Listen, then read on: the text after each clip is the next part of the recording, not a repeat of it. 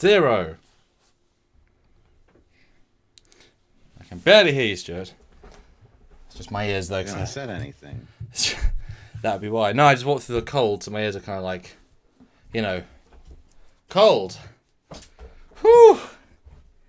That was a whole real life thing. Now let's talk about fiction. Whew. Yay. How are you doing, Stuart? Had a good day? Yeah. I mean, yeah. It's been okay. It was a day. Yeah. I filmed a lovely lady in some Star Trek uniform. And it's like, that might look quite good in the end, I think. I hope. Looking forward to seeing her end. Stuart. Would you be interested in a demo frame? Sure, I guess. Not that face, though. Sorry.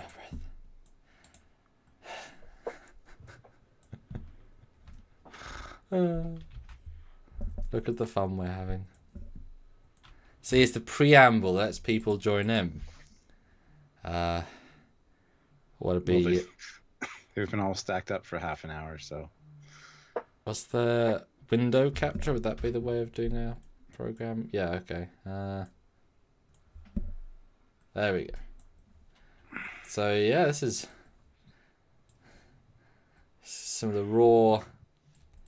raw footage that I got today, fresh off the presses.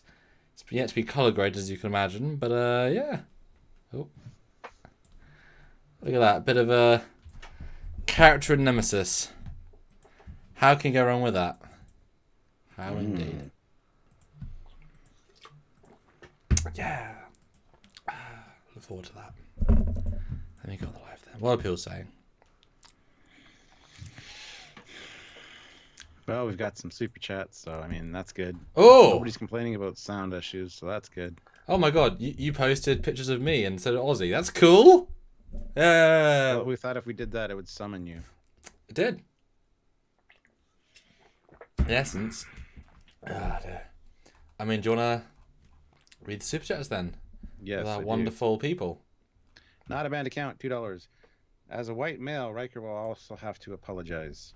Oh. Yeah, it looks like he's been browbeaten and just physically beaten as well in that picture. He looks like older than Picard, for Christ's sakes. Does he? He's He still looks like shit. Still black in his hair, though. I mean... Well, that doesn't matter. Look at it. Like, do you know what a comb is? Like, he fucking never combs his hair anymore. I mean, no, I would say he's had a busy day in the garden, in the kitchen, making his eggs, famous eggs. And, God, he doesn't look older than Picard. What are you on about? He got caught banging the housekeeper. And that's the... Look. That's what it looks like. I hope that is not what we get, Stuart. I'll be honest with you. No, I think he's just surprised. Picard seemed to have isolated himself over the last 20 years. So suddenly here, Jean-Luc Picard is in your garden. Garden. Yarden. You'd be quite surprised.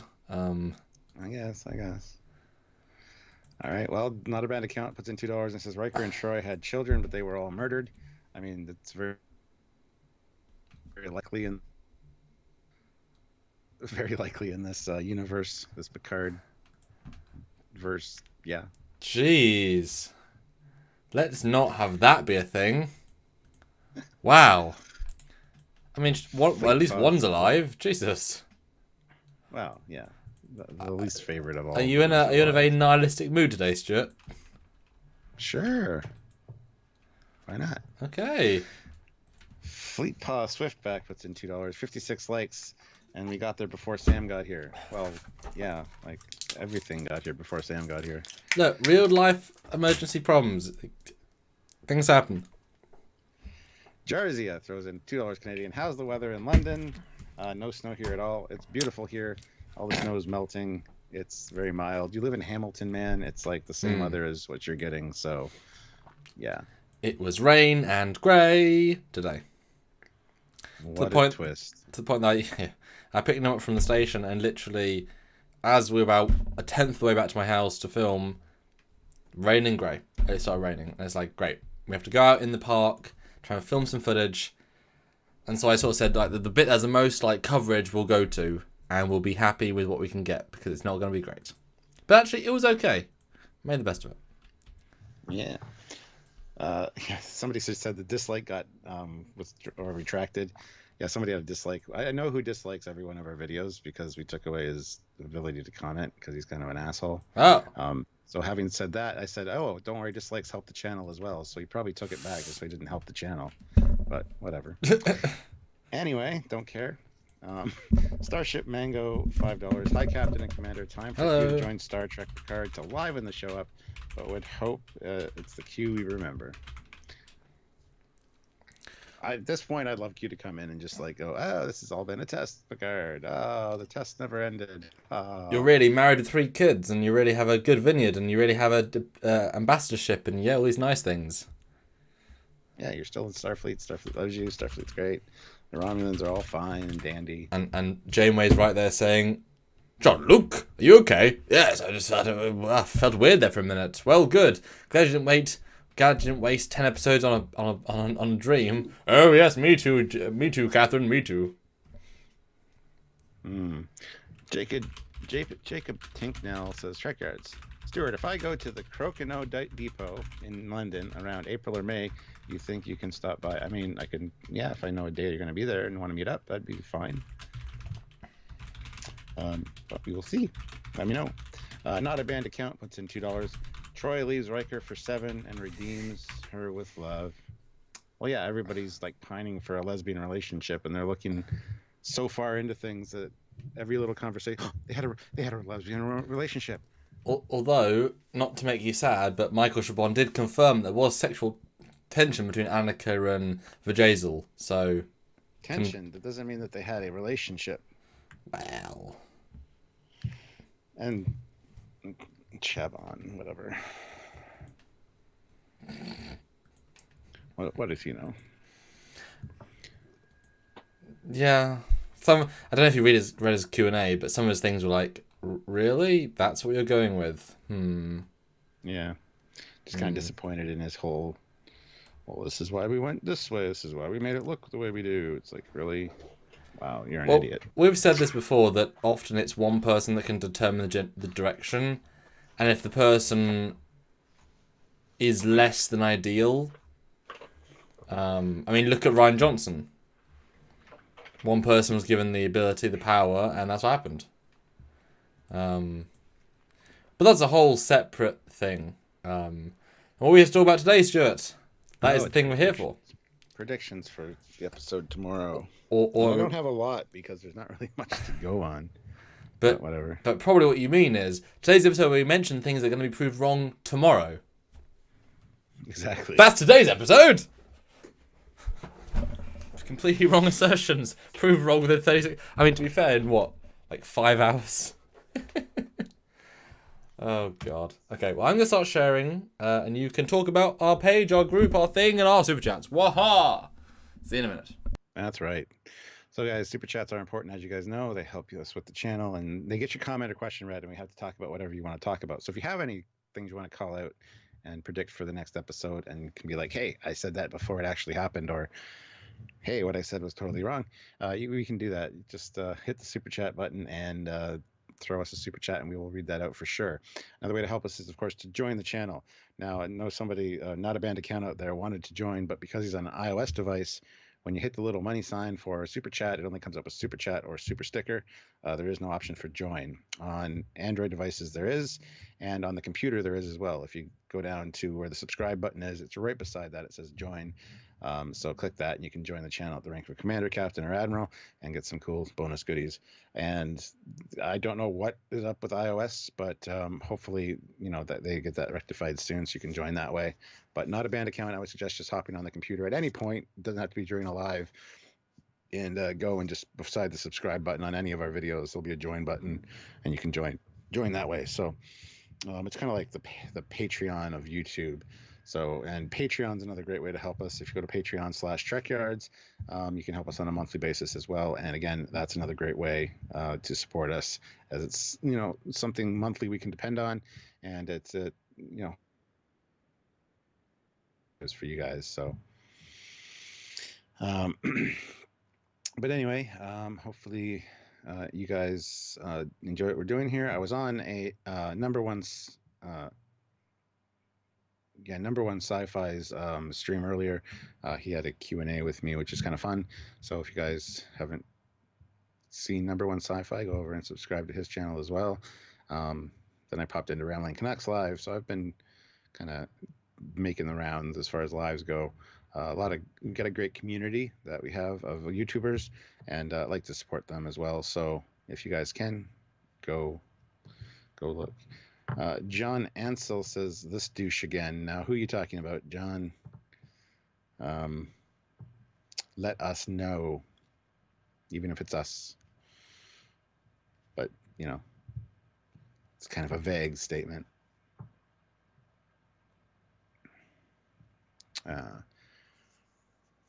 Toreth 69, $2, 165 watching, 85 likes.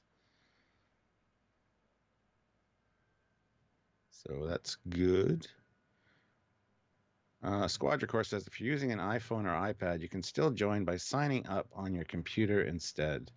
Yes, or you can just open up your Safari browser, go to YouTube that way. I think there's the option there when you go that way. So that would be the best way, I would think.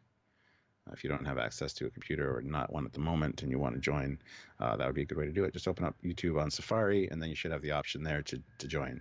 So try to give that a shot, and hopefully that'll work on the iOS devices. But yeah. So guys, guys. Yeah. Now, Stuart. Yo. What up, bro? Do you feel any different now? A week in after last after last episode that has sunk in, and do you feel any more or less excited about the future of the season at all? Do you think?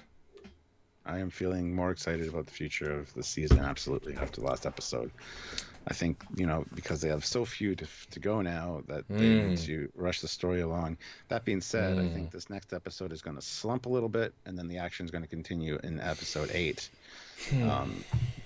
Episode 8 and 9 are going to be the main bulk of the action, and then episode 10 is going to be cliffhanger bait. Wind down and cliffhanger, absolutely. Yep.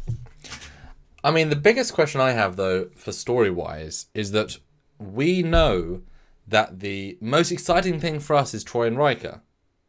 And that was the afterthought, reshoot, additional, re-edit. Yeah. So how exactly does this all fit together if that was the afterthought? When they are promoting the hell out of that, and that seems to be the focus of this episode. What are you sensing? I don't know if it's the focus of the episode, but it's the thing that everybody's going to be looking forward to. Exactly. And since they start every episode off with 14 years ago, some kind of flashback, I'm concerned that it's going to be a flashback to Picard saying, "Oh, well, Riker, I'm going to go and hand in my resignation if they don't accept my plan." And he'll be like, "I won't try to stop you." And he'll be like, "Oh, all right, good." I don't know if that's the case. I hope not. I really don't want that to be the thing that Riker and Troy are in it for.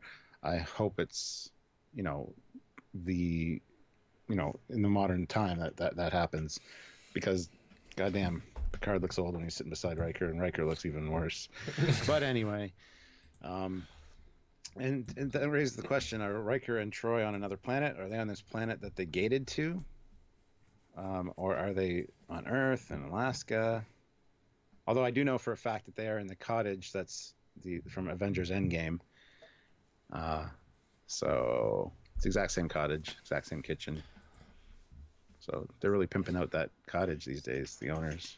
And Eric, with a cool surname, says, Riker and Troy an afterthought? Please explain that. So, again, it seems weird that people don't know the story, but that's fine. They filmed a chunk of the season, having wrote the entire season, and then at a certain point, about this point in the season, they decided to call upon Marina Sirtis and Jonathan Frakes to reprise the roles.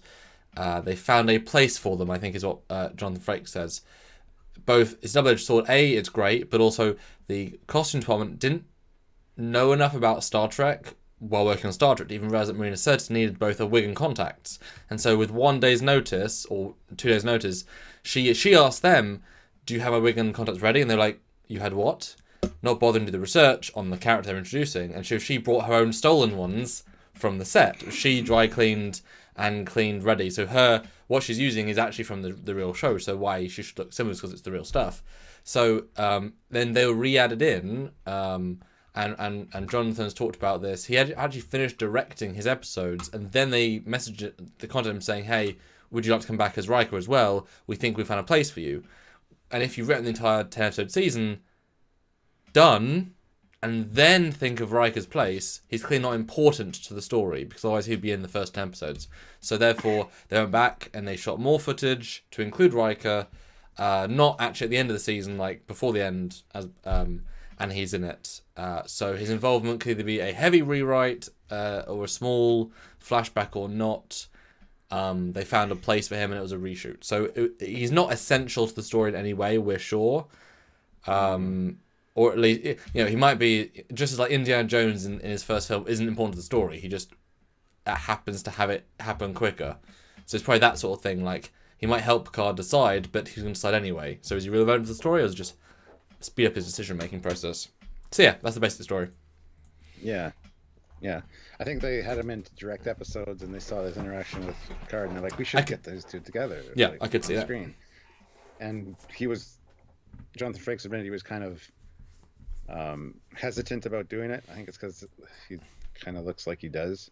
Well, he also stepped away from acting for a good many long years, so he hasn't really done this side of filmmaking for a long time.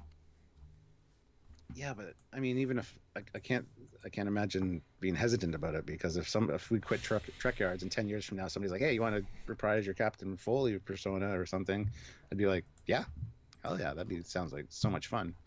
What a nice thing to be asked. Yeah, exactly. We do have two new super chats though. Actually, a few. Thank you. Samu Ray puts in $2. Thank you. Major Grin. Oh. Viewers Star Trek Picard with clips of old Trek. Hold on, Stuart. Sorry, you cut out halfway through. Might as well start again. Sorry about that. Major Grin channel skewers SCP with clips of old Trek. Yeah. They're fun without comment retrospective stuff. Yes. Yeah. Jason 6690 $2. Just got out of work driving home. Riker returns. Dun dun dun. We hope we make your travel much, much easier. Or more enjoyable, at least. Starship Mango, £5. Thank you. Riker looks like he has been caught cheating with that face expression. Oh, yeah, that's what I said early on. It looks like he got caught with his hand in the cookie jar, so to speak. Yeah, I think he's just very, very surprised. No, it's this is the tricky thing, because we've talked about this. I mentioned this especially years ago, that at least Discovery you can retcon out, because visually it doesn't work, and a lot of the character beats and you can easily say, well, of course there wasn't a time suit invented pre-Cage that could travel anywhere in time and space instantly. Of course there isn't. Retconned out. It's fine. Ignore it. That's fine. Just like in Star Trek 6 and Star Trek Voyager episode Flashback, the chap that dies is alive after he's dead in one of the scenes, or he dies in the episode but is alive in the movie. It's a retconned mistake. It's fine. Move on. But when you go into the future, you can actually actively hurt characters, because now you are inventing the future. Now I'm sure we're going to learn that Riker retired from Starfleet after Picard chose to, and Troy became a gardener because she wants to be, and she hasn't been to Beta Z in 12 years, and Riker hasn't talked to Starfleet in 20 years, and he, the Titan is led by who the hell cares, and he hates Starfleet, and he avoids the phone calls, and all this stuff we just don't want to hear, because it's drama, and he has to play against that, and it's stuff we don't want, and we keep getting stuff, have Seven be a murderer, stuff we don't want, but it's good drama, theoretically. And so when you go into the future, then you can hurt future characters, when, in my recollection, this character should be still in captaincy of the Titan if he wants to be, or an admiral if he wants to be. Not Endgame, All Good Things takes place after this, I think, and he's an admiral, and it's younger than this, but they filmed that 20 years ago. But for him that's why I hope beyond hope that he's on a sabbatical to take care of his children. That's my hope. Or as I've kind of suspected all along, he quit because Picard did. I hate that. I hate that so much. Well, some sense of dedication to your former captain. Yeah, but you have so much of a career. You can help so many more people. It's like Picard selfishly giving up and not trying to help the Romulans after they said no. You're just giving up. Riker would not give up to help. I mean, how many hundreds of planets can he help in another 10 years? A lot. Yeah. I don't buy it for a second. He's too good for that. So like I say, I hope sabbatical. I hope that with passion. Or he's on a holiday. Like something as simple as he's on holiday. He's on a 6-week holiday. Yeah. Perfect. Although, having listened to Jonathan Frakes, he mentioned that he had two scenes with Riker and Picard, and one of which is in Picard's vineyard. I'm assuming now, given the framework of the narrative, that will be the flashback that we're going to cut to Riker beaming to see Picard after he's fired, basically, he retires. Riker's in uniform, or they probably won't be because they'll say they don't want to be in uniform, and he'll go see him in his vineyard, and they'll digitally, like, Frakes will add more dark to his hair because that's an easy way of de-aging him, and Patrick will be de-aged a little bit, and there'll be a short scene in the vineyard where he's saying, I can't believe we did that. And Jean-Luc says, the Federation are not as good as they have ever been. Da-da-da-da-da. And Frakes will be like, I know, I see it too. I'll try and work from the inside, but if it doesn't go well, I'll leave too. So I can see that being the flashback. That would be awesome. I never thought about that, but that would be great. Because otherwise, Riker would have to be on the holodeck with Picard on his ship in the vineyard. And that why? I mean, maybe it's like episode 10, maybe he comes aboard, but that feels very forced. Yeah, what do you guys think? Yeah, let us know your thoughts, guys. Dan23 and All Good Things, future Deanna Troi had died. Yeah, that was a shame. But they knew that... I'm not excited. I was going to say I'm not excited about seeing her. She's not my favorite character, for sure. But it's still an old character. I mean, you talk about Star Trekkiness. I mean, there's still total Star Trekkiness by having old people, old characters. I mean, you can't really... Yeah, old people is more accurate. I didn't mean it like that, Stuart. But I'm sorry. Yeah, no, it is. This episode could be great or not. I think this one is very much could be a polarizing one. Fleet Paw Swiftback puts in $2. 102 likes, keep it up. Hashtag Trekyards like spike. 100 likes without us even asking. That's awesome. 223 of you here. Now it's time to get serious, and we're gonna ask. We should get to 150 with 223 of you. That's easy. Come on, everybody hit that like button. If you haven't hit it, just do it now.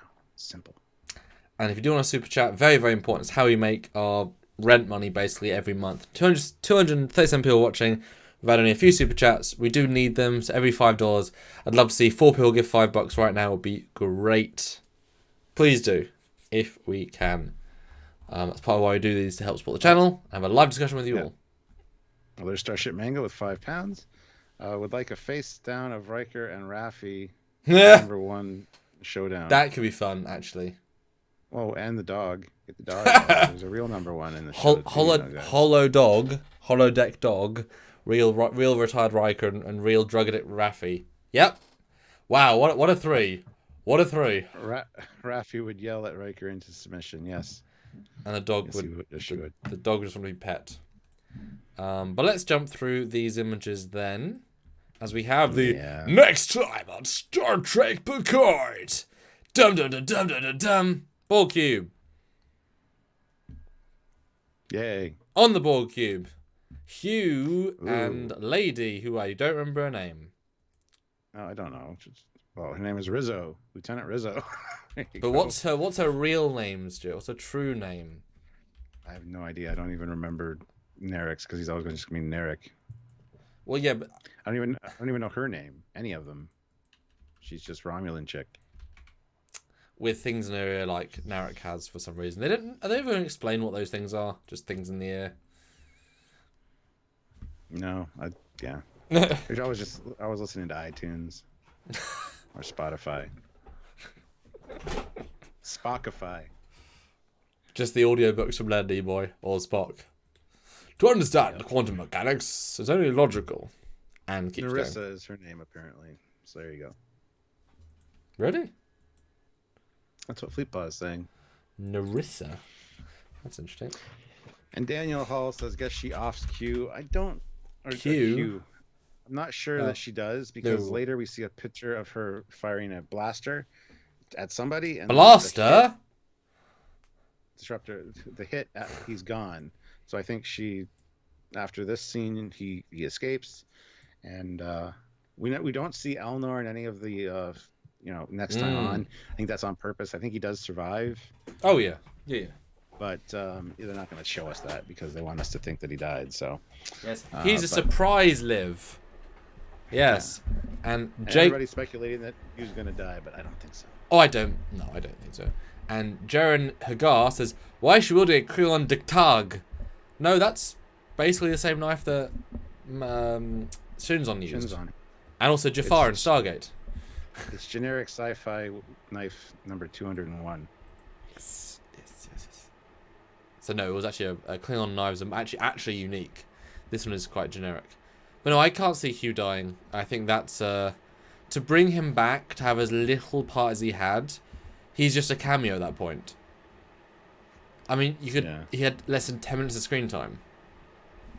In 5 hours. You know, it's not worth anyone's time to kill him. I could, but like you said last week, I could see it being that she managed to get the absolute candor out of Elnor, or as you again rightfully pointed out, he said he was going on open comms.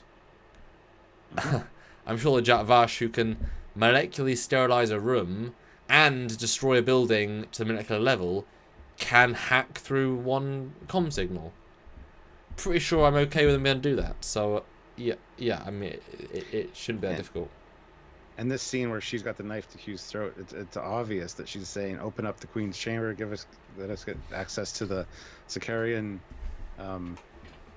teleporter." I forget what it's called. Sicarian. Yeah. Oh, trajector. That's it. So that's this scene where she's like trying to force him to open the door for her. Oh, that'd be my guess. Wouldn't it be interesting? Not that it's super relevant, but if rather than threatening him, like once he says no, she says, "In my hand, I've got a pad that controls the alcoves of stasis drones. Every second you don't comply, I'll fry 10 drones in stasis right now." And then we cut to one of the alcoves of people dying. Because that's Borg for dinner. That sounds good. Because there is people. I mean, at what point? If there's like 100,000 Borg in stasis who are victims, I mean, at what point is that enough of a threat? Because he's the guy that runs the entire program. So if you're killing the people, I mean, that's... Could you blame him? No, I can see her doing that too. But, yeah. Super Coops, 5 pounds. The commander asks, and ye shall receive within reason. Also, hit like, hashtag Trekyards like Spike, hashtag Riker like Spike. Yes, everybody hit like. Very important. And thank you, man. Appreciate it. And Jersey at $5 Canadian. Real talk, former Borg crazy strong. 7 could overpower Tuvok. Hugh could kick Rizzo's ass with ease if needed. We know she's just posturing. Oh, yes, for sure. That's interesting. But I can see Hugh might have gone the pacifist route and might choose not to be violent. Maybe like if he knows his life is really in danger, but he might actively say, I'm not gonna. Or wouldn't it be kind of like a fun moment if she got the knife to his throat, starts like getting blood, and this scene, and he says to her, "Don't make me hurt you," and she's like, "I'm hurting you." He's like, "No, seriously, stop, or I'll hurt you." She's like, "I don't believe you." And then he just does this massive turn and like almost breaks it. Twists the knife out of her hand, and then she starts to run, and she grabs the disruptor and fires. Because we'll see that in a second here. Okay, that's one of the shots. Wouldn't that be such a great little scene for him? Like he's allowing himself to be hurt. He doesn't want to hurt her. That's how I'd write that, actually. Now maybe he's buying time for Elnor to get away. Like Elnor ran and he got captured because. Yep. Yeah. I can see that too. I can see it too. I would buy it. Next shot, another close up. Then you have planets. Which it looks very much like this might be the planet that Riker and Troy are on. There's a lot of trees. We see the shot of the cottage in one of the trailers, and there's lots of, coniferous trees there. So I could buy it. And there's like really cool like arch things, pillars things. Sufficiently alien. It is like the planet from Avatar. Mm. Only they're not floating; they're just kind of. Yeah, it's nice. It's good. I like it. And then the ship going to warp. Cool. Raffi in a nightgown. Yeah. And Mr. Rizzo man spreading. Because he is absolutely spreading those legs. I mean, that's not like a subtle thing. That's as far as they will go. That's a comfortable chair. I sit like that when we're doing Trekyards right now. That's how I'm sitting. Got my legs up on the legs of the chair. So, Brady Jarvis, $5. Thank you. Every single episode has had one or more fatalities on screen. Fatalities don't always equal drama. I am getting numb. Fatality. No, you're actually right. They have, actually, haven't they? Mm-hmm. They've all been so different, though, so I haven't linked that in. Yeah, they have been quite different. Because Daj was the shock, and then... Yeah. Got to air out those ball bearings. Yes, that's what we used to like that. Yeah. Then we got Picard talking to, looks like Troy, in the cottage. I know that they meet outside the cottage. She gives him a big hug. Yeah. So it'll be interesting to see how that plays out. And again, I don't know where this fits in the story because I just assume they're on the planet that they actually gated to. So it should be nice and convenient. I mean, with 40,000 light years, he can pick anywhere in the quadrant. So what better place to go than the home of his XXO, who is on leave from Starfleet right now, who has access to a ship and supplies. I mean, is there a better place? I mean, obviously his kid's there, but who's going to say no? Except Riker will go to the ends of the Earth for you. Have you seen All Good Things? He went past the ends of the borders. And if he remembers All Good Things, he knows that. But why isn't he on Earth? It would have been kind of nice if Picard said Beta Z. Because I can see him living on Beta Z. Because I can see that Troy's daughter has...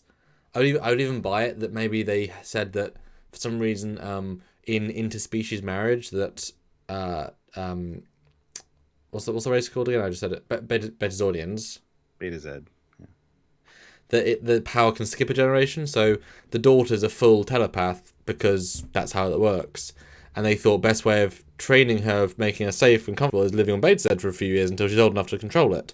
And so Riker took maybe a few years off, moved to Beta Z, and that's why they go there. I could buy that, could you? Sure. And that'd explain why, Beta Z, different, because it's not Earth then. Otherwise, you'd think he'd move back home to Earth / Watch this. This isn't William Riker. This is Thomas Riker. William Riker actually died, so she went and married Thomas Riker. And he was never in Starfleet, so that's why he's at this cottage, just being a bum. At the Iron Man cottage, yeah. No, that's. I mean, hey, that'd be cool. Bring back William Riker as a character in season 2. Thomas Riker. Sorry. That'd be fun. Jarzia, $5. All I want from Riker in this episode is to flip a kitchen chair around. Maneuver the hell out of it. If we get that, I'll be happy. I think he's too old to do that. Might have to be like a bar stool. But we need the Riker maneuver. Yeah. That's good. I love that. And he's got to flip the chair around, do the Riker maneuver, sit down, and then they switch to a shot of Picard. He does the Picard maneuver, straightens his uniform, and then sits down. And what's the Troy maneuver? Yeah. What's the Troy maneuver, do you think? Troy maneuver is just getting mind raped, so she just sit in a chair and drool on herself. Or she brings the drinks on a tray and then crashes them.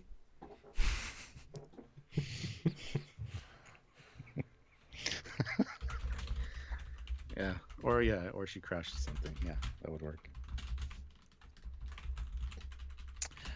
I don't know. Let's see. Fat Produce puts in $5. I hope Riker isn't making Katarian eggs and asking Picard to find him the dillweed in the cabinet, aka hashtag Generations cooking scene. Yes, dillweed. What? You're calling me a dillweed? Dillweed. Trekyards. The Troy maneuver is to state that she senses the obvious. Oh, yeah. I sense you're troubled. Jean-Luc, I sense you're concerned and you're here for something important. Thank you, Diana. Yes. I that's why I'm here. Yes, thank you. Yes. Daj, Soji, I sense you're nervous. Yes. Or she gets her cleavage out, as Paul B says. So you got the Riker sit down, you got the Picard tugging on his uniform or shirt, and you got her like just in the cleavage. There you go. That'd work. Problem solved. We should direct these things. Not a band account puts in $2. They let Troy drive the 1701F and she crashes again. Or they get her on the La Serena for some reason, and it turns out that she has to actually drive, and no matter what state Rios is in, he's probably injured on the floor. Like, no, I've read her service record. Don't let her drive my vehicle. Out of all the things, yes. But I really hope though that if they knew and if they were conscious that we're going to re-edit and reshoot and bring them in, that because think about it, last episode was 50-ish minutes, right? Everything else has been 30. If this episode was going to be 38 minutes, give us 10 full minutes of bonus Riker and Troy. Yep. Like, you've now given yourselves the reason, and that is that's a day shoot, give or take, because it's simple stuff. Yeah. And you could really bolster the strength of this episode to no end. But then you're like, well, if they're not in it, I guess maybe the original scene, the original play was that he beams his planet and no one was there. And they wrote that now there are people there and there's a reason for him to beam there. But how would that connect? We see the figure in the distance with like the weird tribal whatever. Yeah. So I assume that shows up just as, they get there. And maybe Riker's kid saves the day. Oh, Jean-Luc, I know who you are. Come see my mom and dad. Although I actually really like that because the whoever this has got a bow and arrow, literally a bow and arrow, super like who it could be. That could easily be one of Riker's kids, like going out hunting local. Ooh. Yeah. Something as simple as that. Maybe like he beams in, and then the kid is like hunting like whatever, and then finds Picard and he's like, "Who are you?" "I'm Jean-Luc Picard." "Picard? Who are you?" "Oh, I'm Jake Riker." "Riker." "Yes?" You could it'd be weird.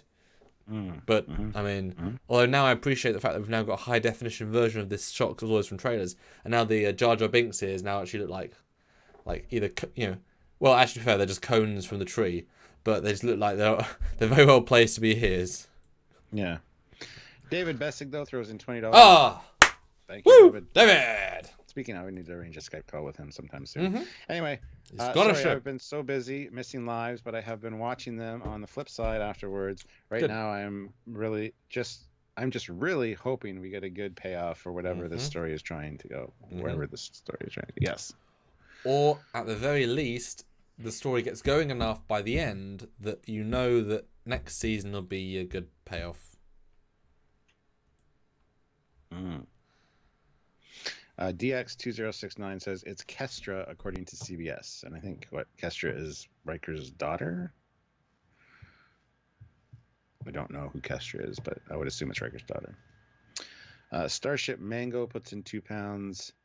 Rios goes full hero worship of Riker. Would a laugh. Woulda, coulda, laughed. What? Yeah, I don't know if. Well, they know where they're going, so they'll eventually join up with them. But, yeah. And did you see a lot of the comments on how did Elnor get to the cube? Wow, they had specific transport beam-in coordinates. It's like, okay, sure. Well, I responded to one saying, but what about the Borg's shields? And someone commented back saying, the Borg don't use shields. And I said, no, but the Romulans that take over a cube would. And they've got all those drones around there, which you would assume is the shielding network, the defense system. Yeah, defense. I mean, you really think there wouldn't be shields on not a secret, but super, like, once you... Weird. Yes. What he said. So the next scene is,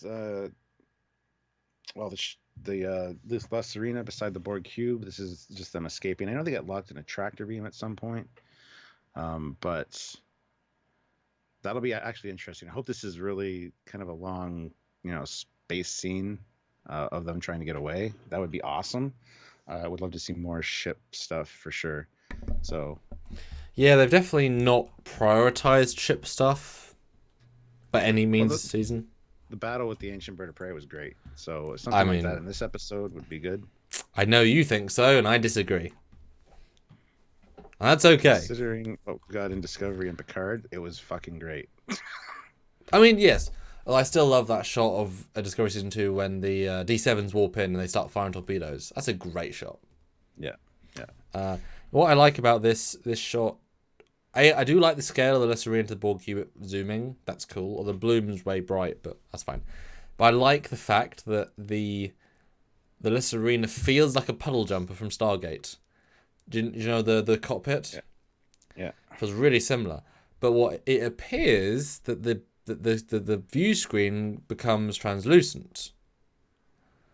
So I'm assuming, because it's such a weird thing for it to do that, and you could sort of argue there's more tracked beam energy, but it feels so uniform that my hope is that it goes like black, which means they've learned and they now have view screen windows that go like in danger, go black, and therefore best of both worlds, because why wouldn't you have that? And then maybe the inside becomes a view screen and they can now do more things with it rather than just having a window. Because it seems, I don't know about you, but it seems so like limited to the inside. It feels like it might be the thing turning to like battle mode, because they haven't really battle like all odds gone bad battle, rather than just like they thought they could take the bird of prey. So what do you think? I don't think that's going to be a thing. Okay. I think it's just the once the tractor beam locks on, it's just draining power. So you see like the holograms flicker and stuff. Oh, maybe. That's what I kind of get. Boo. Tangerine Star 26 puts in 2 pounds. Thank Sam, you. I really like your live script rewrites. Dun dun dun. Stuart, how long have I been doing those? Too long. Please stop. I'm just kidding. I mean, since the first episode, really. Yeah. No, Even it's before that. When we talk about different things, it's always been a thing. So. I mean, and like I say, I would be interested in doing at the end of the season a re-edit of season 1. Maybe do a little mini Trekyards page, funder, with stretch goals like little ones. So if we go beyond that, I can get a 3D model of the Serena made, so I can do custom CG. I mean, I've got a Borg cube. I've got, would be kind of fun to like a re-edit and see if we can just, because there's definitely gold in the season, right? Mm-hmm. But structurally, there's a lot of problems that, yes, okay, I have to create some new stuff to fix, or at least potentially fix, but it's like I watched, Adam Mojo Lebowitz. He's done 2 fan edits of 2 movies. One is Star Wars episode 2, and I can't remember the other one. In episode 2, he posted a scene, and it was how to fix some of the rougher edges of episode 2. And the scene in particular was Anakin on Naboo, the first one, which talks about sand. Yeah.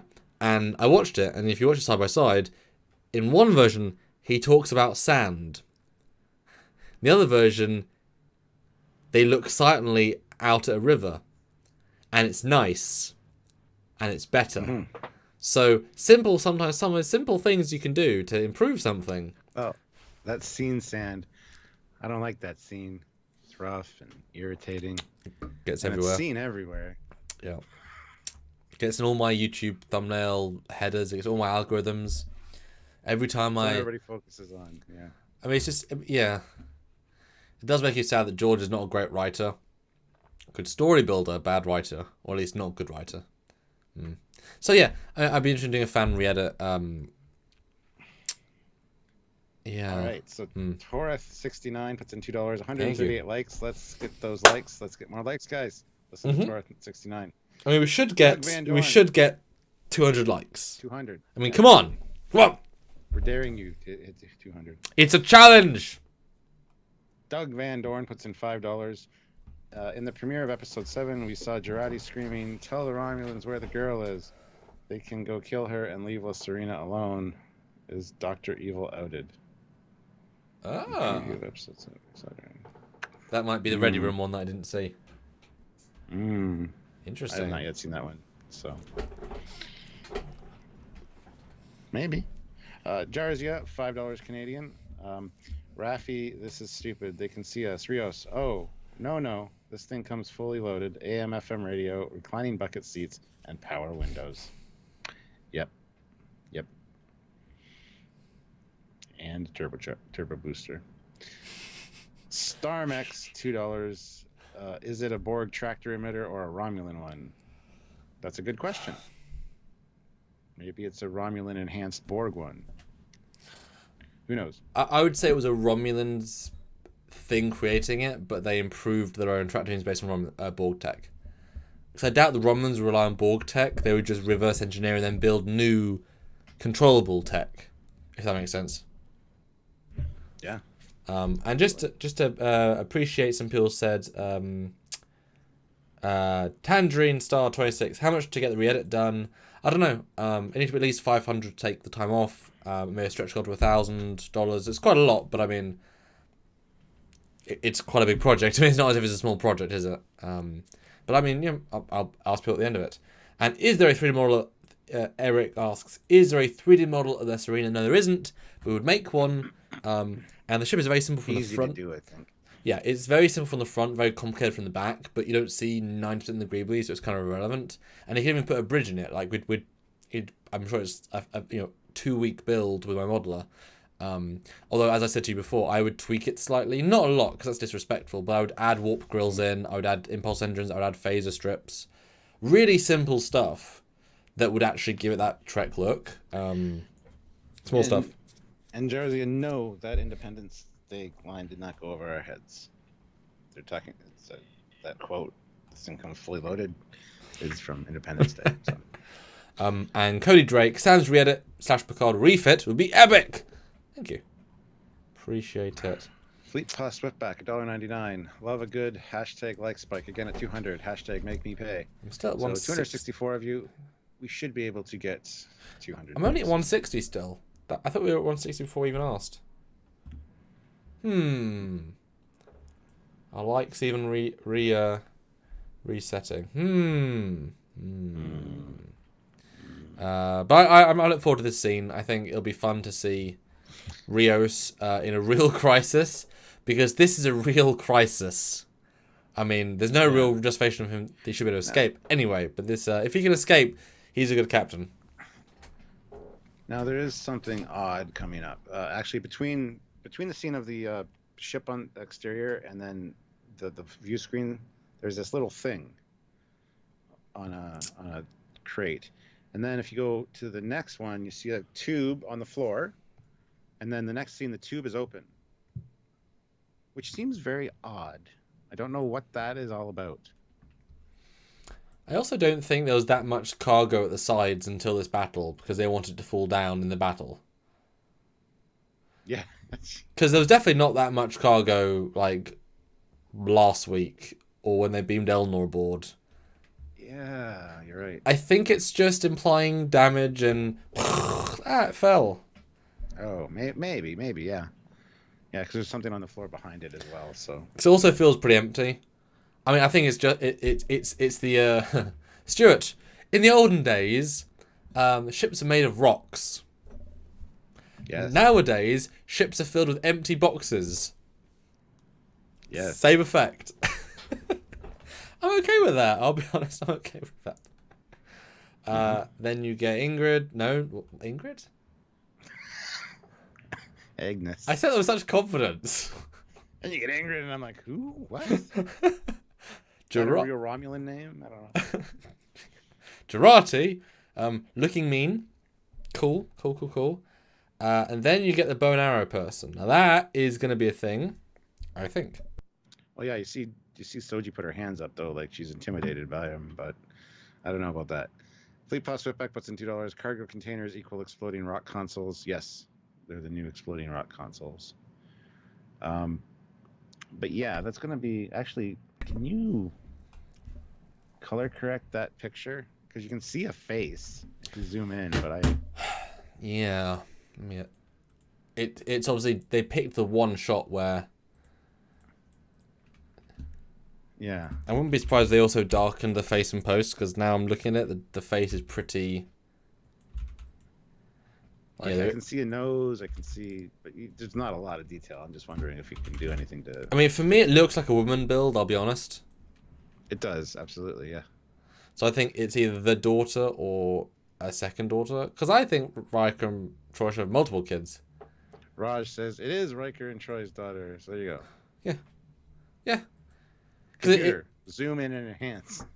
Oh, there isn't any other detail there. I'm sorry. But this, I felt this is such a fun way of. I mean, again, this is the problem with trailers, is that we now know some things, whereas if this was we didn't know they were in it, and you had this kid playing in the outdoors, finds them, takes them home, and it's the Riker. It's like, oh my god, but. If it's just the kid playing and we sort of worked it out, it's slightly less impressive, but that's okay. Brad says invert color. Yeah, just do a negative. You should pull out a face with that. That'll work. Shroud of Turin. Let's see what we can see. I mean, not really. I know what you're going for there, but not really. This has been. I mean, you can see some slight hair. That looks like girl's hair, like frizzy, but no, there's no detail there. I think they might have. I think they picked a frame where there's nothing. Yeah. Yeah, it's not great. Okay, never mind. Worth a try. And then you have Rizzo firing a red disruptor. Kaplow, splat, kaplow. Now this is the weak one we can improve the brightness on. Wow, you can't even tell who she's firing at. I mean, it's presumably Hugh. But I'm underwhelmed. It could be Elnor as well. Looks like it might have long hair. Yeah, because I could see her. Well, no.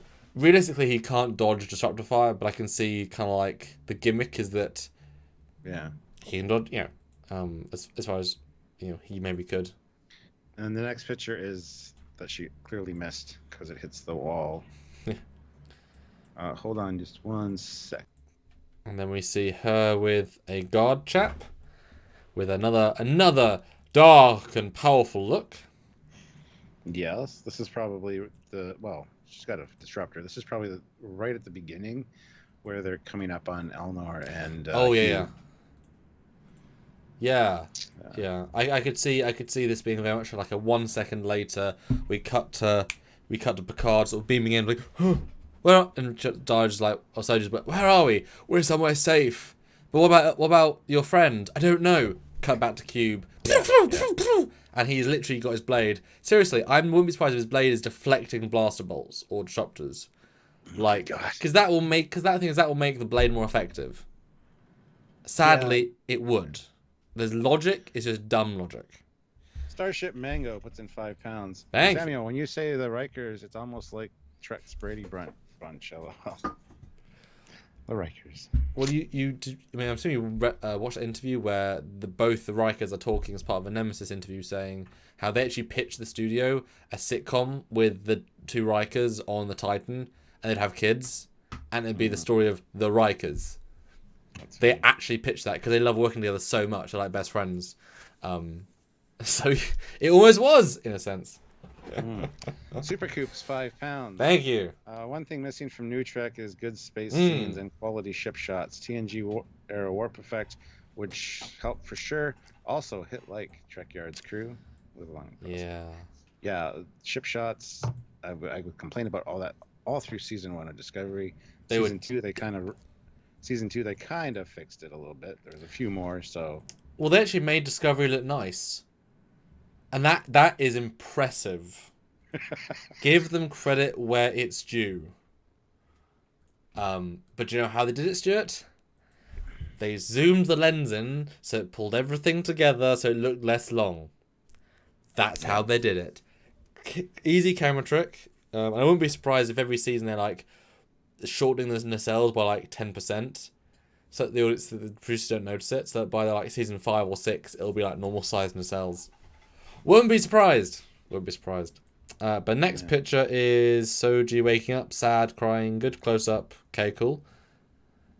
Oh, spaceship.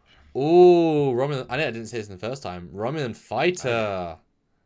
I did. Oh, That's I why like I that. think I have the distinct impression that Hugh and Elnor actually escape with one of these, and he goes after them. Either that, or he just knows where. Either he's heading to the nest where Soji was created, or he is actively heading after Picard, which I can't really see. He's got more of a different mission. Yeah. So I think he's probably heading to the planet because they found out what planet has the double red moons. So he's heading to that, or he's. I don't know. I think Elnor and Hugh will escape. So, because the next shot is the fighter or a ship leaving the Borg cube, which I think with the way they edited it was to make us feel like that's Narek's ship. But I have a feeling that it's a little bit of an editing trick, and that's going to be Hugh and Elnor escaping or something. Because if you're a person who's ex-Borg on a Borg cube, and the Romulans who you don't fully trust, I can see Hugh, because we've already seen it once with the Borg Queen chamber. I can see that he has emergency subroutines loaded in, so that he's waiting at the it'd be kind of almost a fun anticlimax, but in a good way, if Hugh and Elnor defend the chamber for a few seconds, and then he like beams them out using Borg transporter. There you go. And therefore, then they beam right to the hangar, and then we also see Narek, same thing. He uses a Romulan transporter because he can beam in and out. So we see they use transporters to help progress the plot, but in like a very sleek way, and they both leave quite quickly. Although, do you think Hugh would abandon the cube after all the work he's done? Just to save Elnor? Yeah. I think he would, as a favorite of Picard. Not abandoning, intend on coming back at some point. Or he launches Elnor out in something with a autopilot set to the... It would have been nice if Hugh got more, quote unquote more, because he sacrificed everything, all of his career and time for Picard, which you can understand, but then what? I mean, is he gonna be a renegade Borg? ex-Borg. Like, he didn't really think it through. It would have been better if the escape was secret, and he could go back. But only the Javash knew he was escaping, so therefore it was still like secret's one secret, so he could still go back to his normal job. But this is cool. I wonder if they can be the same fighters as the big ships. Scale-wise, it shouldn't be. And it'd be so nice if it was a different ship. Because I remember Ben from Eaglemoss said there's at least 12 ships, like at least a dozen new ships, and there's not been half a dozen. Unless obviously you include the 13 Discovery shuttles. The Discovery Shuttle 29th Century Collection, all the same except the paint. Great, thanks for that. Bought by only 300 people out of the 100,000 normal audience. Yep. What do you expect? The Picard Shuttle Variety Pack. Yeah. Look, we got a bus, a taxi. Yep. Oh. Yeah. Yep. Then we get a scene. Obviously, they spend a bit of time at the cottage because we see Soji. It's obviously nighttime now. They're probably having a meal. And she's talking to Picard. Actually, they might not be having a meal by the looks of it, but... Does she have grey in her hair? Almost looks like she does. It certainly looks like it. It could just be the lighting, but... Very weird lighting, though. Yeah. Maybe it's part of her being activated. It like gave her gray hair, like Data's streak from. I was thinking that. Yeah, that's a symbol of activated thingy. And because I was telling her about her past, which I really hope is a very different conversation to Daj, because we had this once. We don't need the same scene again. And to have the legendary. Saying the same things over and over again, I know. same dialogue. Because you don't want the legendary Patrick Stewart given the same essence of dialogue for a second time would be a shame. Would be. Yeah. Now, Eugene throws in 500 rubles. I guess the downfall will continue. They love in Medias Res storytelling from the midst of the plot, sprinkled in with flashbacks. And the only plot line which worked in that way was Narek and Soji one, which is basically over. Yeah. Yeah, it's tricky because theoretically it should get better now because it's more focused. But now they've got to... All of it has to rely on one storyline. And do they have enough storyline? Don't know. Now we see Elnor with his sword. And that'll be like instantly in the scene or in the episode. That'll be like first thing we see of him. Yep. And then a planet getting nuked. Now, right. That's a good looking shot. It's not Mars, I don't think. So it's not probably not a flashback. I hope it's not the planet that Riker and Troy are on. Do you think it's Starkiller Base's beam? Is it so powerful it's crossing dimensions? This confuses me. This scene, it just fucks the flow of what's going on. I don't know. I honestly don't know. Oh, that's probably the hive, the nest where Soji. Ooh.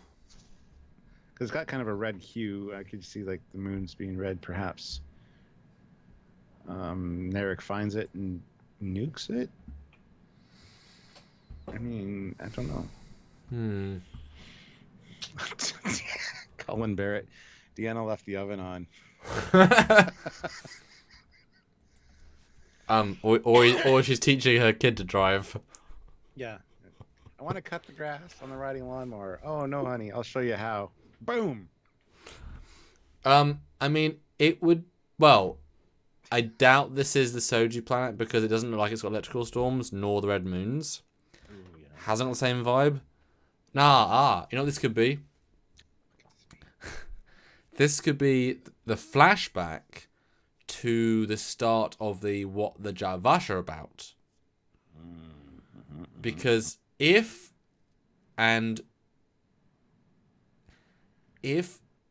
Soji knows everything about everything in the sense that every single time something happens, she knows about it as well, right? I mean, almost one for one. What if this is her remembering now the origin of the Jatvash a little bit, and she's recounting and now her brain's working, and it's been opened up because Daj. I'm just gonna keep continuing, you jackass, because Daj was activated through violence. Yeah, activated through violence, whereas Soji was activated through like mental awakening. So maybe she has access to her memories more, and maybe she's remembering that the Jatvash bombed a planet to stop synths like her. And that's part of, or maybe that's the thing she learned on the Borg cube, because she was there for a reason. Maybe she was picking up information. So this could be part of a flashback. I'd buy that. Because where else would it fall? It would be. It's like I said, it confused me.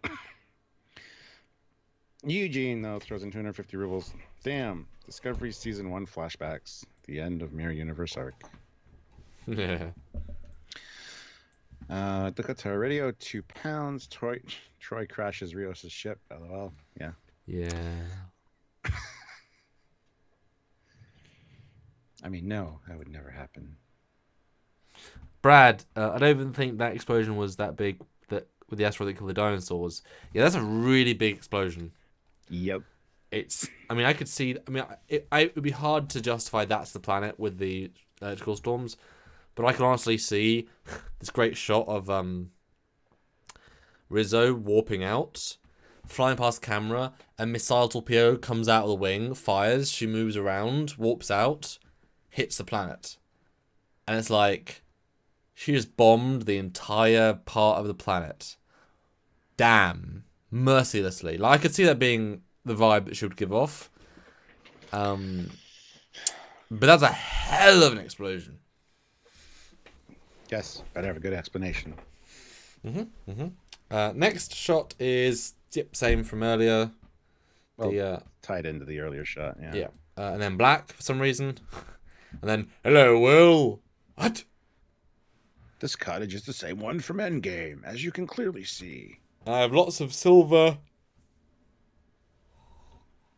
pads and a little blue spatula thing, and a washing up tray with a pan. I'm doing cooking right now. Although it would have been a good reference if he was making eggs. Like, it's breakfast, he's making scrambled egg.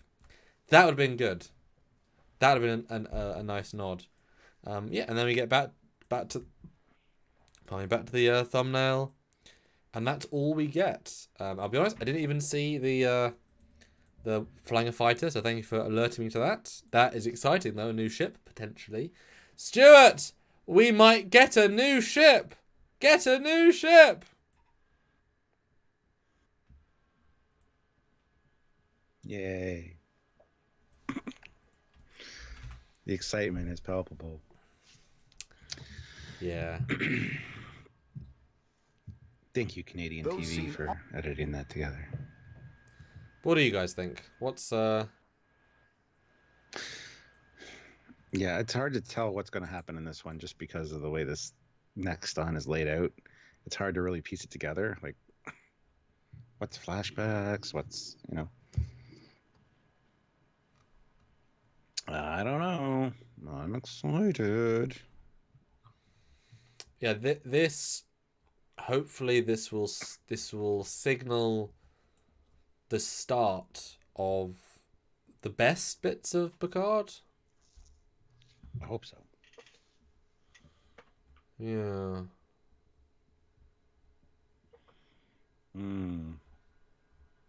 Strict9 says, I'm not going to have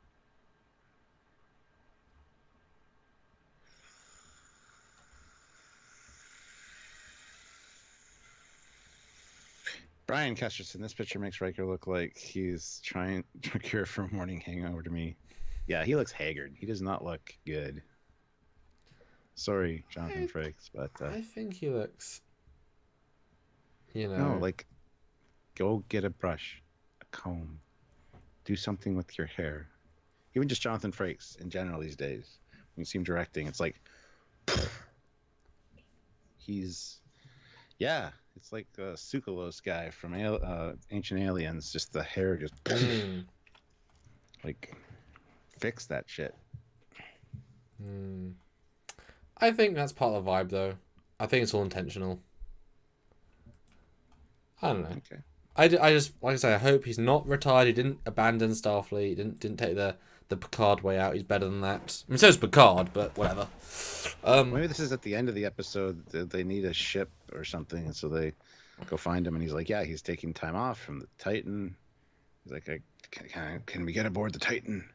Well, I'm on vacation, but sure, I'll give it a call. And then next episode, the Titan warps in,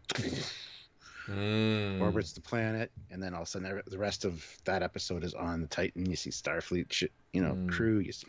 The problem is, you've got me excited for Star Trek there, Stuart. Stop doing that to me. I know, right? Because we keep saying, where is the money going in the show? It's not going on the sets. It's not going on the costumes. It's not going on the CGI. It's obviously going on the actors. But if the last three, 8, 9, and 10, is an epic Starfleet ship battling Romulans, Jack Vash, big reveals, great. Because a bridge is very expensive. I mean, I think the Voyage bridge was like 3 million. Fine, great. But I mean, what a payoff for the fans seeing the Titan. And obviously, it should be Sean Tonjo's, but this is a Titan refit. Makes sense. If you have the basic arrangement just with more modern components, and taking out some of those antiquated elements like the Miranda bits and some of the Grievies, because it wouldn't have those anymore, would it? It'd be refitted. Think Enterprise Connie to refit. Same configuration, different details. I mean, but that's the thing that shows a depressing show with depressing people doing depressing things. Oh, and bloody hell, is Seven gonna be this week? We haven't even thought about her. She was not in 1. She's meant to be more. We've got 7, 8, 9, and 10. When she gonna come back? Maybe she realized that she, Vajazzle or Bajazzle. I got you starting saying it now. So So that's why that's that planet nuke. She nukes the entire free cloud city. Ah. I gotta make sure I get her. Wow, that would Yeesh. be I funny. mean, well, it would improve her character, like murder. Right now, it's mass murder. It's yeah, why not? Eugene, 250 rubles. Maybe Romulan ship would be the same as in the first episode. I doubt we'll see any ships at all. Maybe at the end of the last episode. Yeah, I'm calling for ships at the end of the last episode. At least one Starfleet ship coming in. That's the cliffhanger. Yeah, it But can't not be a Starfleet ship. I mean, that would be such a not betrayal, but it feels like a betrayal. But I it'll be a mean, slap in the face. yeah. Like I said, I think the way I think the end of the season, the payoff is gonna be Federation starship warps in with Owen the captain's chair, full Starfleet bridge, like Discovery, but with the as in Discovery season 1 with the Enterprise, but with a full bridge because they're already filming season 2 like soon, so there's no like pause, and it'll be O saying, Jean-Luc Picard, you're under arrest for crimes against the Anti-Synth Act. What? You know, and it'll be like, oh my god, like that. I think, and it's this big Federation starship. Maybe even, or they'll go Discovery. It'll be 1 ship, 2 ship, 3 ships, and we get to see this big fleet. Because I mean, if they obviously didn't have enough time to build more than the Discovery shuttle because they've used a Discovery shuttle in every shot. So with now 9 weeks more, that if you want to have like 6 ships at the end of Picard season 1, warp in a mini fleet, you could justify that and actually have some cool stuff to be enthused about. I mean, they know how much ships make. It would be amazing to not have any in the most ripe. I mean, this is the most ripe for ship designs. As we've said, if they'd actually had the Discovery designs ish in in post, maybe. Oh, the reuse of the sets and stuff. Yeah. Doug Van Dorn, $2 on Ready Room. Jay Ryan said 7 is coming back. Yeah, well, we knew that for a while. She will be back. We're just not sure if it's this episode or she'll probably come in and save the day at the last episode or something. I mean, it wouldn't. Or episode 9 at least. Oh yeah. Well, I mean, epic 2-part finale. I mean, that is certainly a normal thing to have as epic 2-part finale. But I can imagine that you would have Picard maybe call 7 in this episode saying, "Seven, I need you," because I mean, since he last saw her, they didn't even know the Borg cube. He didn't even know that thing yet. So, yeah. What a time to call her than run from Romulans. And Borg. Well, yeah, or on Borg, and help me find Hugh. We need to go back and help him. So I think this is a great time to call her. So definitely possible. Definitely possible. Well, it would be like the Raffi call. 7, don't hang up. I need your help. Voice of reason, £2. Troy will sense that Agnes is hiding something. Yeah, I'd buy that. Make her useful. Would be nice.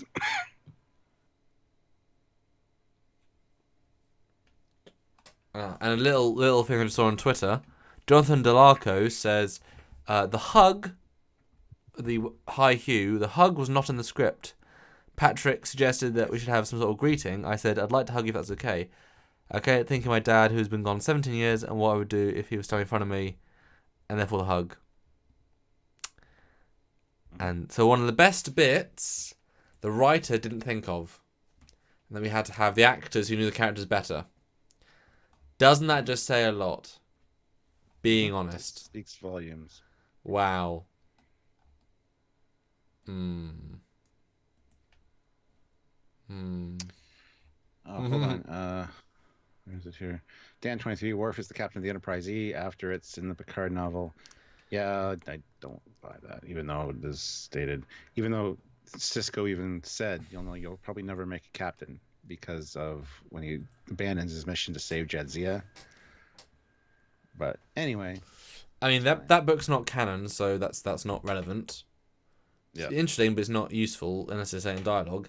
And besides, he was also an ambassador, so he's been everything and nothing. Last thing in canon, he was being an ambassador in DS9 with Kronos. So currently, that's the most we know. You can't use, the book because, yeah. Telma ML, hey, $2. thank you again. Bring Q to save Picard to give him some Q-tips. Ha! Yeah. Q-tips. That's funny. Oh my goodness. Michael Kellane puts in $8 Australian. Thank you. How many minutes into the episode before Ha! Troy mentions chocolate? Enjoying the live videos. Yes. I That's what mean, that can be her thing. You know, Riker does this leg over the chair, sit down. Picard tugs on his uniform and sits down, and grabs a piece of chocolate cake while they're talking. well, I mean, to be fair, it would be kind of cute if they walk in and there's a fresh chocolate cake and she's like, "Would you like a slice?" "Oh no, thank you, but I made it fresh with Andrasian triple fudge." What was it? Mint peptide cake or whatever. I can't remember. Although, by God, when is Brent Spiner gonna come back? Episode 7. Come on. It's probably not. We've talked about we'd like to see him back, but we probably don't think what so. a cock tease. I mean, he's just trailer bait. There's an audio bite for everybody to go back and get from Commander Cockings himself. What a cock tease. It's somebody needs to do this. That's fantastic. You know, there's a rule in filmmaking called the smoking gun. There is. If you see a smoking gun, you need to see the reaction caused by it, something like that. But in simpler terms, it's if you set something up, you need to pay it off. You know, if a character mentions the warp core is destabilizing, there should be a reaction to that. You can't keep saying things up and not address them, otherwise it feels hollow because you're just saying random things. And so the Brent Spiner dream sequences is heavily implied in episode 1 that Brent will be returning in dreams to haunt Picard because he's having regular dreams. That the dream narrative will be a narrative device throughout the season, and yet it only features in the first episode and never again. So it was not a dream. It was nothing important. It was just a thing to have Brent in it. I can even imagine that they didn't even write it and they thought, "I will do a cooler beginning to the season." Like the flashbacks, they are a consistent narrative device. They invented flashbacks and they're using them, except last episode, which was a fake memory, non-flashback dream. That was a dream, but it was a different dream. So normally you'd use the data flashbacks as a narrative device. You would allow them to let Patrick's John Picard's subconscious talk. That would be useful. You know, have him on the Less Arena, dreaming about Brent in different. You know, that would be. You'd obviously assume that would come up 2 or 3 or 4 times, and not doing it all is such a. It's difficult. Yeah, Jarzia throws in $2. Thank you. It would be funny if Riker was wearing a Home Depot apron. Yes, it would. Would or it? A Walmart apron. Oh yes, it would. Torith 69, $2. 8 likes till 200. Oh! Let's get it done. Oh, we can easily hit 200 likes. Come on, guys. 8 of you have not hit. Come on. Like what? We need many likes. Come on, click like button. 5 rubles. Thank you. I doubt writers know about chocolate. I don't expect much from them, considering the fact they advertise the fact these writers were in need to be given lectures, even on what the Alpha Quadrant is. Oh, seriously? Yeah, they did like a map. I think I think early on in the script writing they did a tweet where it showed like a galaxy map and they got lots of things wrong on it, and it's like, oh, great. But I mean, you can just say that was like they just temp map, which is fine. It's weird. I mean, honestly, and again, the Michael Chabon thing talked about his Q&A talked about how they decided not to mention the Dominion War to not alienate new fans. If you're a new fan, this season's going to be shit. Like, this season is not for new fans. You don't know who Picard is, don't know who Data is, don't know who Riker is, don't know who Hugh is. They don't even set up who Hugh is. He's just a guy. Or like this season's shit for new people. So why the hell wouldn't you go all in? New fans cannot start here. Children can't start. This is only for old fans. So why the hell wouldn't you mention the things that you should mention? Now they do some things right, great, but for him to say that is like, so who is your audience then? Yeah, I don't understand your point. What's wrong with you? It doesn't. who would enjoy this show as a general sci-fi about an old guy that travels into space because he's dying? It's not a good story. It's an okay Trek story because you have the Trek back here, but it's not a good sci-fi show. But it's a Trek show we watched at Star Trek. New people wouldn't give a shit. Picard isn't, because think about it, Patrick Picard in the season is not a good character. He's a guy that goes from A to B and talks to women actors and men actors and pretends to be French and what's his skill set? Don't know. He was a Captain Admiral once and he failed. Like, there's nothing about him in it. So I don't understand his... Oh, God, the guy... But the thing is, though, the irony being that Michael Schmann's doing Q&As after he's already left the season, either because he was asked to leave or didn't want to come back, one of which, or both of which have reasons. So his answers have a twinge of, you know, he's no longer showrunner, he's no longer in charge, he's no longer allowed to be in charge, who knows what. So maybe there's like a, shut up, here's a point. But that's not a well thought out point, and I don't understand his perspective. Meow Nan says, imagine if that entire outdoor segment is on the holodeck of the Titan. That would be cool, but not believable. No, I mean, it's fun, but no. Cool, though.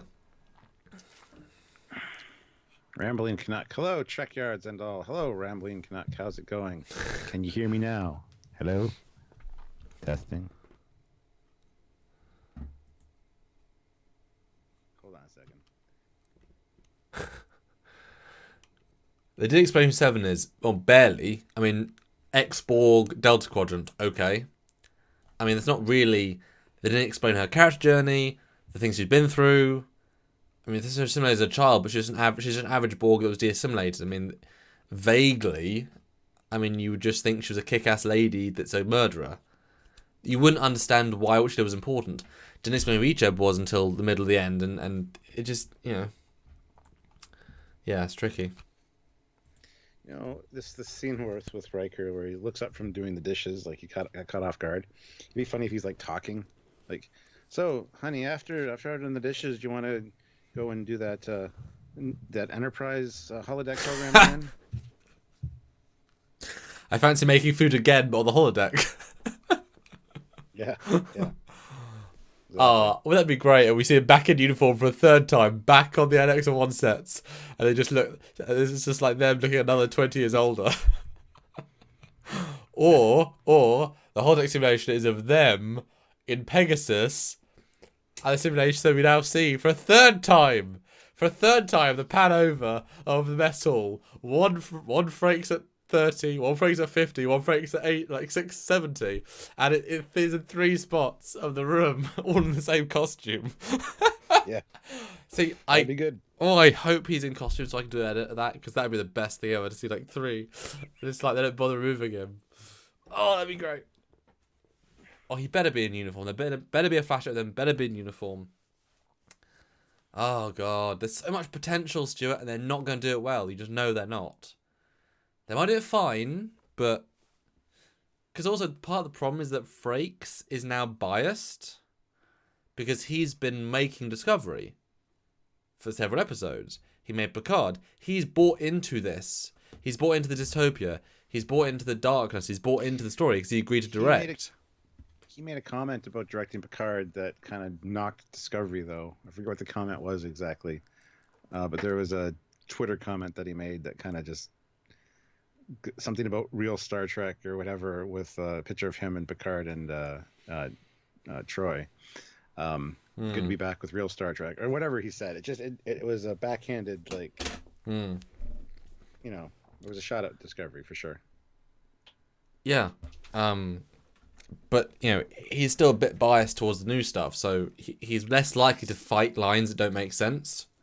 Whereas, like, Len Nimoy and DeForest Kelley, Star Trek 6, amazing movie. So when they were given the script for Star Trek 7, they both refused because they knew their characters wouldn't, you know, they were able to say no. Whereas these people, it's been so long, they're not going to fight to allow it to give it, you know, especially the reshoots. I mean, you can really tweak reshoot lines if you don't think your character would say them and such.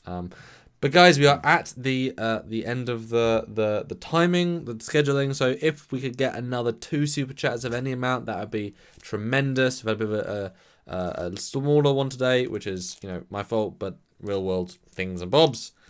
To go to train station. Good for super chat so far, but yeah, 2 more would be great to finish it up. Mm-hmm. You guys have been doing awesome, and make sure you hit that like button. 254 of you here. Oh yeah, what are we at? The likes as high as possible. You can get to 220 easily with 254 of you here. So please hit that like button. Foresight Paradigm says, starting to sour on Trekyards. Too much negativity. Better are channels like Trek Central and Sci Fanatics. Although it's still much better than cesspools like Nerdrotic. Well, we're sorry. We're trying not to be negative, but those are channels that are just purely positive. I mean, if you just want to go to channels that are just purely positive, they're not getting a balanced view. I don't see the point in that, because no shows are either good or bad. I mean, Nerdrotic is purely negative. Those guys are mostly positive. We're balanced. I mean, I said I look forward to the fighter scene. I like that. I mean, there's so many things we said we liked. It's just we're analysing things, but also we're not going to be dishonest because we are seeing the trends here. And yeah, it's we're only going to be honest. Ooh. Well, Trek Central isn't always positive, says Alex. So you're wrong, I guess. Okay. I mean, yeah. I mean, not only, but I mean, certainly they go more on the positive, which is fine. John Holland, $5. Is there actually a canon design for the Titan outside of the clips where we have fan clips on YouTube?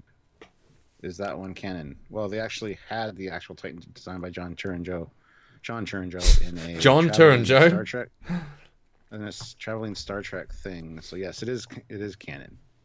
It is 100% canon. I mean, it's never seen on screen, so it's not canon, but it's the most canon side canon ship possible. It's the most non-canon ship that's canon. Yes, 100%. Because it's in a plethora of novels, Ships of the Line, and Eaglemoss. Not Eaglemoss and Astro means, because now they've done the concept ships, that means less now, because that was like one of the first. That and Aventime were the first two that were off kilter, so less of a bar now. And it was also in something else. But yeah, I love the Travel Museum video. I wish that was done more. But I can't. But it is a very bulky ship, and it doesn't fit to this era. But I mean, we hope something similar. You don't know what the ships of this era are. Oh, the McGee class. That's such a good point. Fleet Paw Swiftback, $5. 200 likes. Hell yeah. Prediction. I am hoping to enjoy it, but the series has been disappointing so far. Let's hope the rest of it is great. And Ensign Ricky, $2. I predict Picard will win. Yeah. So I'll give my prediction, and I think I'm biased because we always want it to be good. Every week we want it to be good. I think we're gonna have a good sequence. I think Narek is going to realize that because he failed to kill Soji, that's a sign that maybe it was the wrong choice. I think he's gonna go rogue. I think the sister is gonna rise to being the kick-ass. Like this is where she's gonna shine, leading the Romulans, and she's gonna try and kill I think probably the other two are gonna escape. That I think would be fair enough. And then she'll just head off. Her end of her episode will be she'll head off to the other planet. She'll find it. She'll know where it is. She'll warp out. That'll be her part of the plot. I think Riker and Troy are going to be excellent with a lovely daughter, hopefully more than one child. Like I say, my cross fingers are on sabbatical. Even if it's like a long sabbatical, fine, because they're still young. I mean, come on. The Admiral in season 1 of TNG who had the bug in his neck, I'm sure that actor was older than this actor. Yeah, like I'm sure he was older than Riker is now. It was just they looked old. You know what I mean? That was a different era, whereas Frakes is whatever. But I think it will be a lot of Soji and Picard. Too much Soji and Picard. Doing similar lines. Mm-hmm. Although I think now Soji might know where her planet is and say we have to get there soon, and cover the secrets. Yeah. Ensign Ricky, $2. I think Sis will die by Elnor's blade, saving Hugh. Oh, that'd be awesome. I'd love to see her die. Can't stand that bit. But the character won't have done much. It should be a wasted character to some extent. I mean, she's the representation of the Jatvash. So it'd be weird if she died. Maybe she gets her hand cut off, and then next time we see her, she's got a Borg replacement hand. Like a gun. Pew! And I do hope that the flashback is of the... I do hope that we'll start with Picard in his vineyard. He beams in. He's like, well, I guess this is my life now with a bag. And then it, like, next day, he, like, goes in for dinner. Like, he makes dinner. And then he's drinking wine. And then Riker beams in, or Riker walks in. You know, uniform. Yeah, Jean-Luc? What? Will, what are you doing here? I heard about your thing. And he's in uniform and looks great. De-aged a bit. Darker hair. And there's this scene, and they say, let's take a walk. And they walk out the vineyard, and they talk, and Riker says, I'll help you from the inside. And he's like, I can't make it, I hope that'll be the scene, because that would be really strong, I think. And we could even start with Titan in orbit, not what we're going to... I think, that I think would narratively make sense, but, yeah. No. That'd be awesome. Yeah. Samu Ray, though, $2. Mikey Burnham pops in, frees the XPs, and finds new Romulus. Yep. Jarzia, $5 Canadian. I was surprised that the Vesta class Ezri ended up commanding was as big as a Sovereign. Always imagined it to be a light cruiser. Well, I mean, it's very thin. There's less internal volume than a Sovereign. So, it's long, but it's not big. Yeah. You know? I hear you. And someone said... Yeah, Eric points out, are we even going to get a follow-up on the Borg submatrix collapse? Because you would think that's quite an important... Yeah. But if we're going to leave the cube, then... Ozzy keeps asking if you'll be here for Friday for the review. Yes, that was a one-off thing at a convention. Yep. Don't worry, we'll still be doing it on Friday, as usual. So. Yep, that was a whole thing. It was good, though. It went really well. Super busy. Ensign Ricky, $2. Wow, brilliant. Break into rerun of All Good Things. That'd be awesome. John Erdman, $10. Thank you. Thank you. The idea that Starfleet seems to not have any presence ship-wise is also confusing. Please give us ships. We need to see Starfleet. I totally agree with you. 1,000%, sir. Absolutely. Eugene, 250 rubles. Thank you. Thank you. Nepenthe, is that the name of the planet, the one with Riker, the one which goes boom, or just the theme of for the episode? Literally Greek for anti-sorrow. Oh, well, that would be happiness, I guess.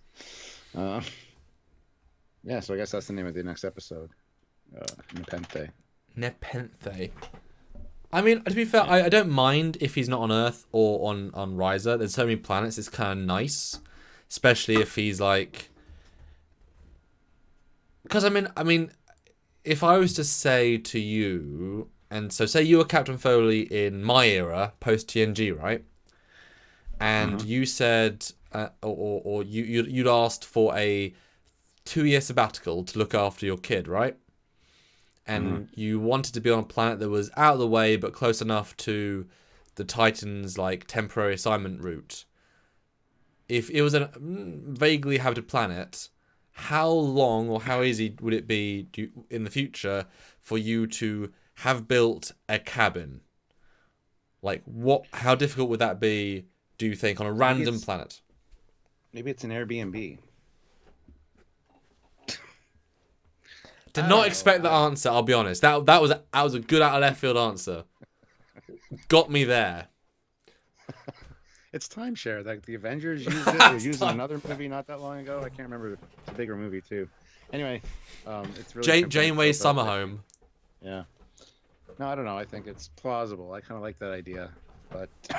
But I mean, if you're a captain, like if you want to live on a planet, how quickly do you think you could set up a home? With replicators, easily. Very quickly. Yeah, exactly. I mean, if you wanted a cabin, and especially this looks quite easy, I would not even hesitate. You could build it in like a week or two. Honestly, that's pushing it. Not you. Get the Starfleet Corps of Engineers in there building that shit. Yeah. What? I mean, or even I would. Yeah. Yeah, you know what I mean? So if he wants to live on a planet for 2-year sabbatical, build yourself a cabin. Why not? Yeah. It shouldn't. I mean, it's not real wood, but I mean that's fine. Super Coops puts in £5. Go Trekyards. I met both of you guys in Birmingham last year. Trekyards is the best Star Trek channel on YouTube. Keep up the great work, guys. Hashtag hit like folks. Yeah. Remember Super Coops? He was wearing the Trekyards shirt. He's since sent me a few pictures of what he's going on travels where he's wearing a Trekyard shirt and he's got like a thumbs up. So really appreciate. I remember you. I remember your face. Can't remember your real name though. But He has no real name. That is his well, name. he messages me, so I should scroll back and find it. But anyway, yeah, it was awesome meeting you. Love meeting our fans and seeing our shirts out in the wild. And it's so nice to be appreciated in that way, because at the end of the day, we do this for you guys. You know, obviously it's fun for us, but it's all the better. Wonder Boy, Trekyards will hit a tipping point and suddenly have 1 million subs. I wish. I just want to get to 100,000. I just want to get that, silver play button. Gold wouldn't be great, but just a play button. I don't know if they'll send out 2. No, you have to buy the second one. Oh, do you? Yeah. When Slow-Mo guys, they got their diamond one, they had to pay for a second one. And it's not the end of the world. That's good to know. Yeah. Because I was wondering if we could get 2, because I don't want to just have one and timeshare it. Ship it over to you for 4 months. Yes, the postage by itself would kill the channel. Because they're quite heavy. Yeah. No, seriously. I mean, we're doing the best we can. Obviously, we've seen a great uptick with Picard. We've enjoyed doing the content. Yeah. But we're super niche. We know we are. And we don't do rumors. We don't do, we don't make clickbait. And we don't get the views that would be given with clickbait. But you know what you get when you meet us, and you've seen all of our small reviews, with the most detailed, I would say, on YouTube, and for better and for worse, And Jonathan Erdman says, Star Trek brought us here, you guys keep us here. Ah. Guess we got good personalities. When we're in good moods, I can be like a real... Yeah, and I came into this one slightly tipsy and a bit tired, and I think we've kind of found a great vibe by the end of this one. It's gone well. And you guys are awesome to hang out with. Oh yeah, the chat makes. I mean, we've done these. I mean, we did 5 years of videos just us talking to each other, and then seeing responses. But the live is a whole new level of fun. It really is. And it's nice because I can ask the question and you guys can answer. And I'll ask it just before we end off again. How many of you would be interested in supporting via a mini little crowdfundy thing of me going in and re-editing all of Star Trek Picard Season 1? You would be donating to me take time off work to do the edit, and the more we get, the more I could do. If we reached past the first goal, I would aim to build a custom less arena model and then do new CGI to kind of fill in gaps. I would aim to even maybe do some dub dialogue, maybe to add some little bits of exposition, simple things, and release it as like a free Dropbox link with all 10 episodes that you can watch and enjoy. Sort of my interpretation of how to, streamline the narrative and rebalance it. The number comes ahead. The number that comes to my brain is like $500 to take the time off work, so I'll take a bit of time, or 1,000 so I can build the ship too. I mean, how many of you guys would put a few bucks in to watch that and see what a professional video editor and CG artist can do? Please just answer him so he'll shut up. Yeah, I'm just kidding. Telma ML. Let's hope these new shows will improve and won't be canceled so more people can find the channel. That's how I found it. But we have a bunch more shows coming up. Lower Decks. Oh, yeah. Of course. Yes. Oh, my God, yes. Star Trek Prodigy, I think is the other yep. one. Yep. So this year's going to be big. Yeah. And Discovery Season 3, of course. Fleet Pass Swiftback puts in $2. The fun will now commence, and yes, do it. Re-edit. Sandy Ray, $2. First redo Star Wars episodes 7, 8, and 9. No, people are doing that anyway. And Thribis says, wouldn't that be illegal though? I mean, not really.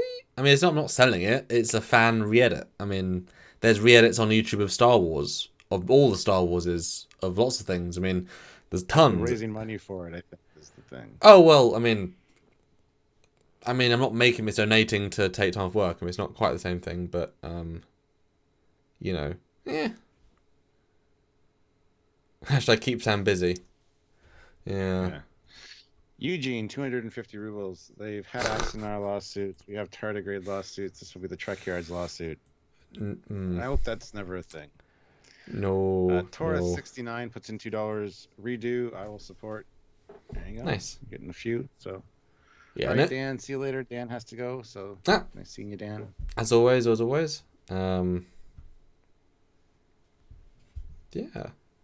Well, we're wrapping it up, guys. So thank you very much. The last number of super chats were fantastic. So thank you. I said 2 and we got like 10.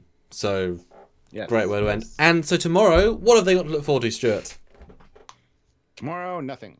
Oh, a new episode of Picard. And then at 10:30 Eastern Standard Time, I'll be doing my first reaction review to it. Solo, by myself. And those are always fun. And then, of course, Friday, tune in for the 5 p.m. Eastern Standard Time, the full review. It'll probably end up being around 3 hours usually for a lot of these episodes, unfortunately. I mean, sometimes I'm at 2 hours and 30 minutes. I'm kind of like, I'm done now. Thanks. But, you know, join us for that anyway, as that'll be fun. And also Friday, expect our edited review and maybe spoiler-free review. I don't know what we're doing. No, I think the time saved was kind of useful. I think those are done okay, but I think at this point you're either watching the show or not. So you know, probably not needed at this point. 7 in. And Miles Hamilton, that's a great question. He says, "Why is this channel not bigger?" We lost like 4,000 subs once just because of the YouTube purge, the subscriber purge, which was annoying. And then we covered Discovery, so a lot of people unsubbed then because we were talking about Discovery. Anyway, who cares? Yeah, it's true. But anyway, guys, thank you so much for joining. Although, last note, good question. Andre Griddle. Hey. Greetings, Samuel and Stuart. Thinking about jumping to Picard again. Avoided it the last couple of weeks. Do you think the show will change focus in season 2? Yes. 100% new story ideas, probably, and yeah. This is almost the prologue. You know, it's the build up. They'll learn a lot of lessons, I think, for season 2, and that's fine. And they won't have standing sets to build, so the money will be able to be. Well, I absolutely do. Good question, good fun question. Stuart will see you tomorrow. I'll be getting prep materials and doing other work, and we'll see you on Friday. Thanks so much, and see you next time. That's right. Bye, guys. See ya.